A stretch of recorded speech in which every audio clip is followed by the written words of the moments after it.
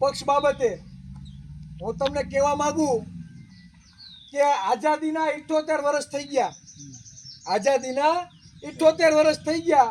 આપણે સામાજિક શૈક્ષણિક પછાત દરજ્જામાં આવીએ છીએ ઓબીસીમાં. તો ભાઈ આપણું સાહેબ પછાતપણું હજી સુધીમાં દૂર કેમ નથી થયું? હે આ વિચાર કોઈ નથી આવતો? 78 વર્ષ થઈ ગયા છતાં આપણું પછાતપણું દૂર નથી થયું. આ કોઈથી વિચાર્યું ખરી?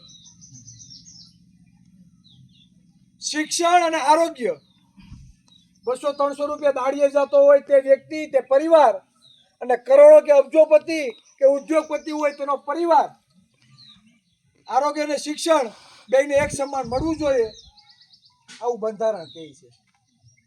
શું કહે બંધારણ? બંધારણ એવું કહે કે કોઈ બી વ્યક્તિ હોય, પછી કોઈ ધર્મનો હોય કે પછી કોઈ સમાજનો હોય, પણ આ દેશ માટે અને આ બંધારણ માટે દરેક સમાન હોવો જોઈએ. તો કેમ ભાઈ શિક્ષણમાં અસમાનતા?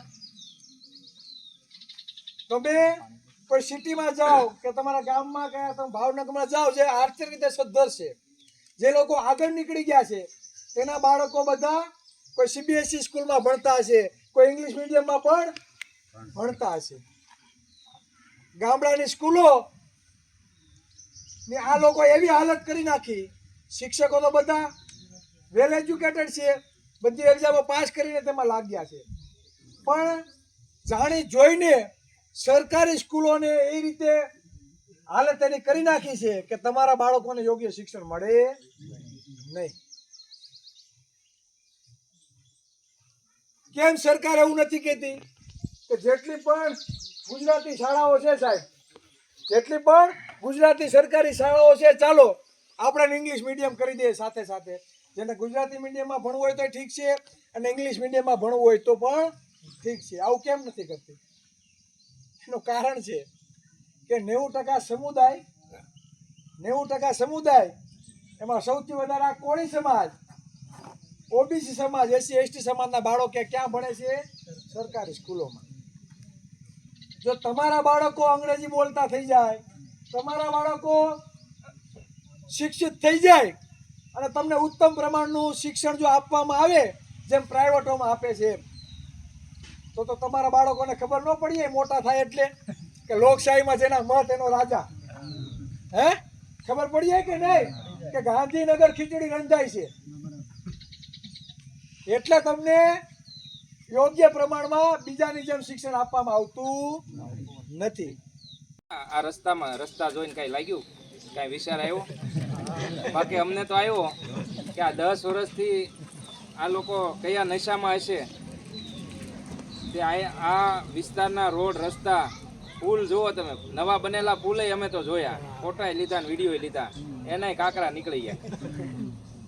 એટલે છેલ્લા 10 વર્ષથી ભાજપનું અહીંયા શાસન છે, છતાં કાંઈ વિકાસ નથી. એટલે લાગતું નથી હવે આને પરિવર્તન કરવું જોઈએ. ભાજપ હોય, કોંગ્રેસ હોય, બધા એક માં અને એક બાપના છે. આ ચોખવટની વાત છે. બે પાર્ટી હારે મળી અને ભાગલા પડાવી અને રાજ કરવાનું પહેલેથી કરતી આવે છે.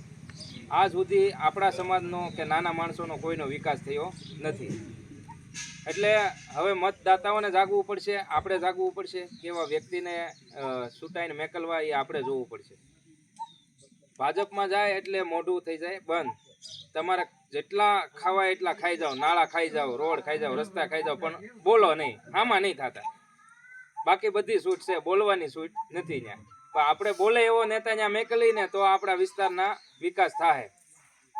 એટલે અમે ઘણા સમયથી, હું અને ચિરાગભાઈ, અમે છેલ્લા ઘણા સમયથી ગામડે આ એક જ વાત લઈને નીકળ્યા છે કે ભારતીય જનતા પાર્ટીમાં આપણું ઉપજે એવા કોઈ નેતા રહ્યા નથી અને છે નહીં.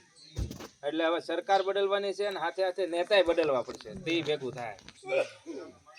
ભાવનગરમાં આમ ગણો તો કોળી સમાજનો ભાવ